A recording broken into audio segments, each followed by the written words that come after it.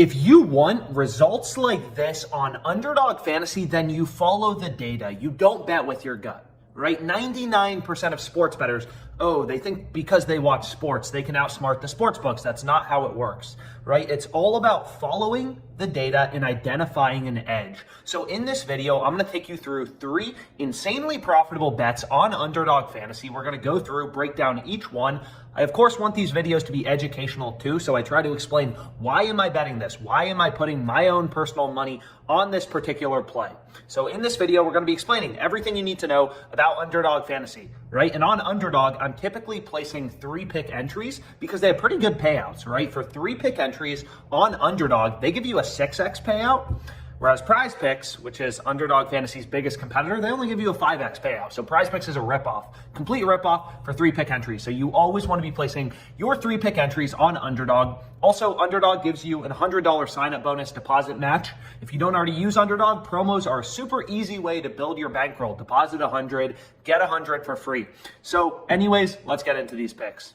If you take one thing away, follow the data. My first pick is Brianna Stewart, WNBA play. NBA may be over, but hey, WNBA, actually a lot of market inefficiencies. The sportsbooks, they don't watch their WNBA lines nearly as close as they watch NBA lines, so there's actually a ton of value you'll find in the WNBA. My first pick, Stewart, under 39.5 PRAs. Take a look, right? Underdog has her line at 39.5 PRAs. Prize Picks, all these books, they all want to set lines independently. They all have slightly different models, right? All these books have invested millions of dollars in their ability to set lines, but Prize Picks has a slightly different model than Underdog Fantasy. So according to Prize Picks, Brianna Stewart's line should be lower at 39. Parlay Play, another sports book, and Bet365, they have her line even lower at 38.5. So it's clear, right? Looking at the other data points in the market, Underdog Fantasy is too high. With Brianna Stewart's line at 39.5, we want to take the under. That is sharp sports betting. That is how you get an edge over the books. And that's my first bet for tonight in the WNBA, my first prop on Underdog Fantasy. So that play on Brianna Stewart is from the OddsJam sportsbook screen. And why I love this betting tool so much is so much of the sports betting industry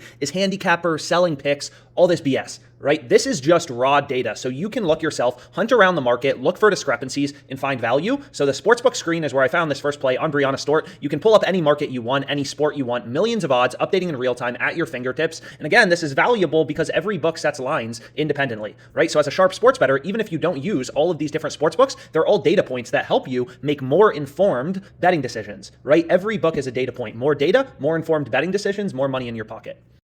The WNBA blesses us again with another play on Lloyd. So I took her over 26 points on Underdog. Prize Picks and Parlay Play have her line higher. We found an inefficiency. We found an edge in the market, right? So Underdog Fantasy is lower than the other DFS sites like Prize Picks, Parlay Play. Look at the sports books. FanDuel has her 2 points higher at 27.5 or a 1.5 higher. So every data point, right? DraftKings has her line at 26.5, so higher than 26 with the over favored. They have the over juice to minus 135. So every data point in the market is telling us, yo, Underdog Fantasy is slipping up. They're screwing up big time on Lloyd. You want to take her over 26 points, which is exactly what I did.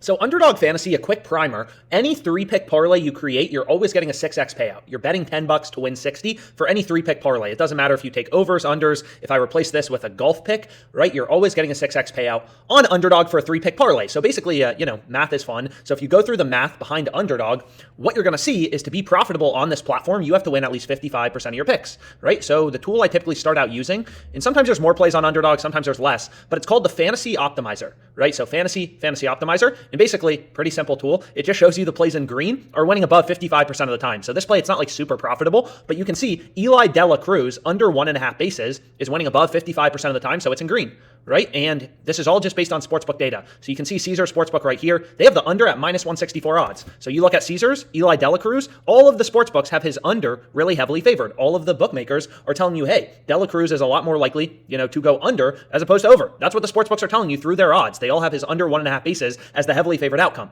right? And I said earlier, Underdog is a platform where they don't change your payout based on you selecting over versus under. So this is exactly what you're looking for, right? Spots like Eli Dela Cruz under 1.5 bases from the Fantasy Optimizer, where sportsbooks have the under really heavily favored, right? Or an over, but in this case, it's an under. Dela Cruz under. So that's what I ended up going with as my 3 picks on Underdog Fantasy. Stewart under 39.5 PRAs, Lloyd over 26 points, Dela Cruz under 1.5 bases. Let's make some money, guys.